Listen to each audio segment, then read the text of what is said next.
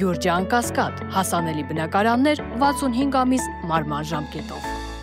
Այսօր Արցախի դեմ ադրբեջանական ագրեսիայի արդյունքում ծագած 2016 թվականի ապրիլյան քարորյա պատերազմի 9-րդ տարելիցն է։ 2016 թվականի ապրիլի 1-ի լույս 2-ի գիշերը ադրբեջանական կողմը Լեռնային Ղարաբաղի նկատմամբ սկսեց լայնածավալ հարձակողական գործողություններ։ 94 թվականի հրադադարից հետո կողմերի միջև պարբերաբար տեղի էին ունենում սահմանային լարվածություններ, բայց 2016 թվականի ապրիլյան մարտերը դարձան ամենամեծ ռազմական գործողությունը 1994 թվականից ի վեր։ Ապրիլի 2-ի վաղ առավոտյան ժամը 3-ի սահմաններում ադրբեջանի զինված ուժերը լայնածավալ հարձակում սկսեցին շփման գծի ողջ երկայնքով։ Հարձակումը հատկապես ինտենսիվ էր Թալիշի, Մարտակերտի, Մարտունու եւ Աղդամի ուղղություններով։ Հայկական կողմը կարճ ժամանակում հակահարված տվեց, հետ վերցրեց մի շարք կորցրած դիրքեր։ Ապրիլի 5-ին Մոսկվայի միջնորդությամբ կողմերը պայմանավորվեցին հրադադարի շուրջ, բայց մարտերը որոշ հատվածներում շարունակվեցին։ Պաշտոնական տվյալներով հայկական կողմը ունեցավ 110 զոհ եւ 120 վիրավոր։ Ըստ պաշտոնական տվյալների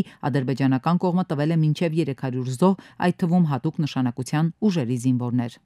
Ադրբեջանում շարունակվել է աշխարհահռչակ բարերար Արցախի նախկին պետնախարար Ռուբեն Վարդանյանի դատավարական ֆարսը։ Դատավարության ընթացքում տուժողները ցուցմունքներ են տվել։ Ըստ լրատվամիջոցների տուժողների թիվը հասել է 20-ի։ Բերլինի եւ Բաքվի միջև դիվանագիտական սկանդալի ֆոնին Գերմանիայի նախագահը պաշտոնական այցով Բաքվում է։ Նախատեսվում է Շտայնմայերի հանդիպումը Ադրբեջանի նախագահի հետ։ Հիշեցնենք, Մայրաթոր Սուրբ Էջմիածնում նախորդին ամենայն հայոց կաթողիկոսի հետ հանդիպման ժամանակ վեհափառ հայրապետը Գերմանիայի նախագահից խնդրել էր Բաքվում բարձրաձայնել Արցախի ժողովրդի արդար իրավունքների, ինչպես նաև հայ ռազմագերիների ազատ արձակման, հայկական հոգևոր մշակութային ժառանգության պահպանման հիմնախնդիրները։ Դեպի խաղաղություն հայկական խաղաղ խնածախը գնդակոծելով, սադրանքներով, ստերով, ռեժիմով խաբելով, թե հայկական կողմն է կրակել ադրբեջանական դիրքերի ուղղությամբ։ Լույսը բացվում է ու իշխանական падգամավորների կատարմամբ մանևրում մոլորեցնում է, թե Հայաստանը Ադրբեջանի դեմ պատերազմ է նախապատրաստում։ Ու այս ֆոնին մեզ խորհուրդ են տալիս դագաղների համար տեղ պատրաստել։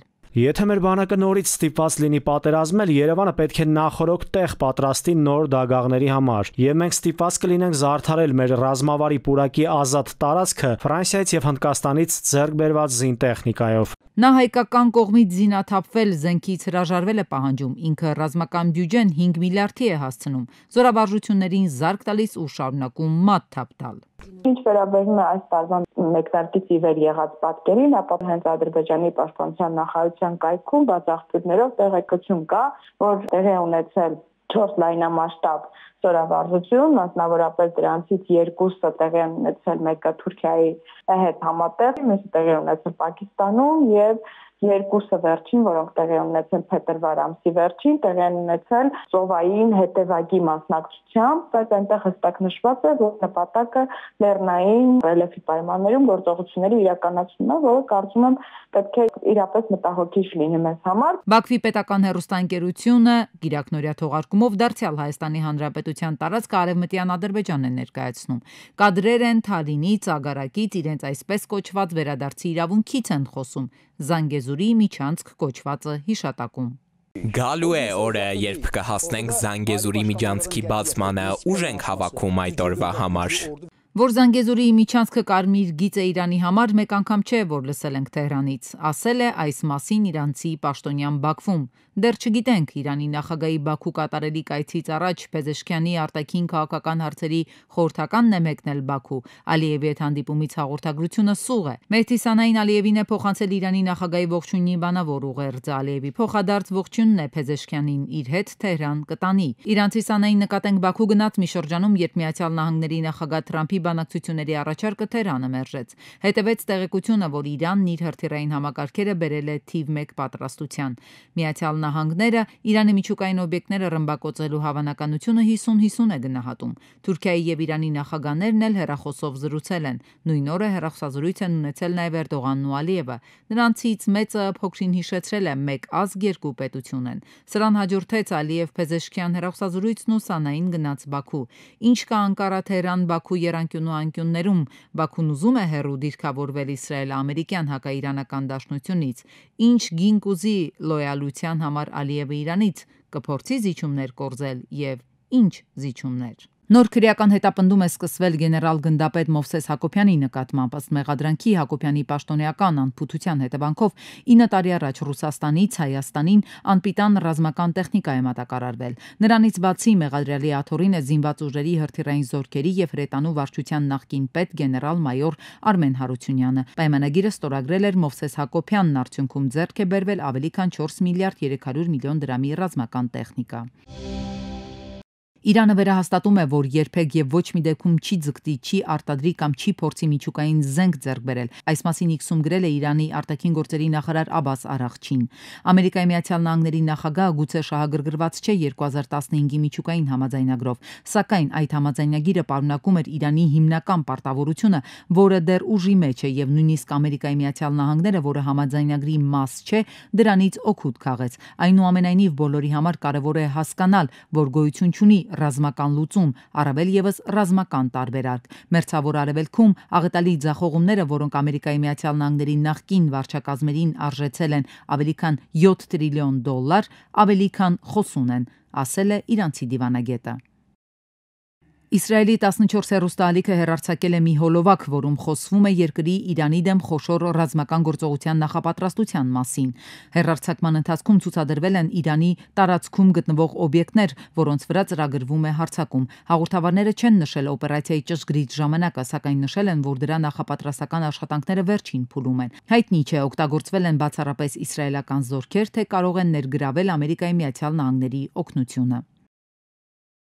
Անցած գիշեր Ռուսաստանի Դաշնության ՀՕՊ համակարգերը որսացել են ուկրաինական 93 անօդաչու թռչող սարք, հայտնել է Ռուսաստանի Դաշնության պաշտպանության նախարարությունը։ Նրանցից 87-ը որսացել են Կուրսկի, 4-ը Ռոստովի, 2-ը Բելգորոդի մարզի օդային տարածքում։ Զոհերի եւ ավերածությունների մասին տեղեկություն չկա։ Ավելի վաղ Ռոստովի մարզի իշխանությունները հայտնել էին Տագանրոգի վրա անօդաչու թռչող սարքի հարձակման մասին։ Իսրայելի զինուժը զգնդակոծել է Բեյրութի հարավային շրջաններից մեկը հարձակման ժամանակ 4 մարդ է զոհվել, որոնցից մեկը Հեզբոլայի պաշտոնյաներից մեկը պաղեստինյան գործերով ղեկավարի տեղակալ Հասան Բդեյրն է, որն այդ պահին տանը ընտանիքի անդամների հետ է եղել։ Լիբանանի իշխանությունները դատապարտել են հարձակումը, որը տեղի է ունեցել առանց նախազգուշացման։ Ավելի քան 200 կնոջ մնացորդներ են հայտնաբերվել Ամերիկայի Միացյալ Նահանգների սահմանի մոտ։ Ենթադրվում է, որ կին միգրանտները փորձել են հատել սահմանը ծայրահեղ շոկի պայմաններում եւ առանց ջրի։ Մարմինները հայտնաբերվում են մեկուսացված վայրերում, ավազի տակ, ձորերում, կակտուսների մեջ։ Առաջին տիկինը կրել է հորթի կաշվից գոտիավոր վերարկու, որը մշակվել է Միլի պարկի կողմից։ Վերարկուն առաջին տիկնոջը նվիրել են 2 այլ հատուկ իրերի հետ 2024 թվականի դեկտեմբերին։ Ես շատ շոյված եմ եւ ցնցված եմ, որ առաջին տիկինը այսօր կրել է իմ դիզայնը։ Չինաստանում ռոբոտները թափանցում են կյանքի բոլոր ոլորտներ, կան ռոբոտ ոստիկաններ, որոնք կարող են հետևել եւ հետապնդել հնարավոր հանցագործներին կամ կասկածելի մարդկանց, կան դայակներ եւ նույնիսկ ռոբոտ շներ հրթիռի հարձակման սարքով։ Ավելի վաղ հաղորդվել էր, որ Պեկինը $1 միլիարդ 400 միլիոն բյուջեով պետական հիմնադրամ է գործարկել ռոբոտաշինության ոլորտում մշակումները խթանելու համար։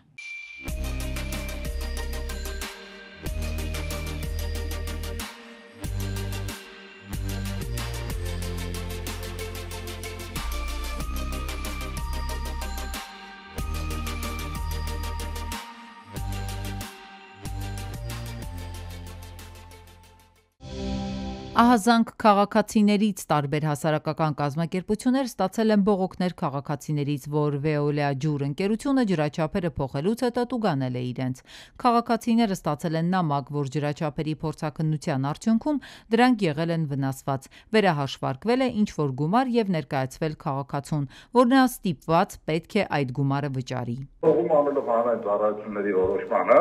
առաջացնում են պարտավորություն սպառողի համար վճարելու ջրաչափի սխալ աշխատանքի հետևանքով այսպես վնասը 35,000-ից մինչև 200,000։ Ավելին բնակիչներին վախեցնում են անջատումներով, մինչև նույն կանոնակարգը սահմանված է, որտեղ իրավունք ունեն զրկեն ջրամատակարարումից։ Բայց բանավոր վախացնում են, որ կանջատեն ընդհանրակարգի կանոնների խախտում։ Պիպոյանի ձևակերպման Veolia ջուր ընկերությունը փաստարկ ապացույց էլ չի ներկայացնում վնասված ջրաչափը եղել է հօգուտ, թե ի վնաս սպառողի։ Ջրաչափը վնասվել է այն փոխելիս, թե տեղափոխելիս։ Իրականում իրականում լաբորատոր փորձաքննությունը, որը որ իրականացվում է, տալիս է զուտ տեսական պատասխան մեկ տեսականորեն որ կարող է, այսինքն ոչ թե ապացուցված, եւ երկրորդը, որևէ տեղ չի նշվում, թե ջրաչափը երբ վնասվեց։ Այսինքն այդ նույն տրամաբանությամբ ջրաչափը կարող վնասվեր փոխելու ընթացքում հենց ջրմուղի աշխատակիցների կողմից։ Այդ նույն տրամաբանությամբ ջրաչափը կարող վնասվեր ամփույթ տեղափոխելու ընթացքում։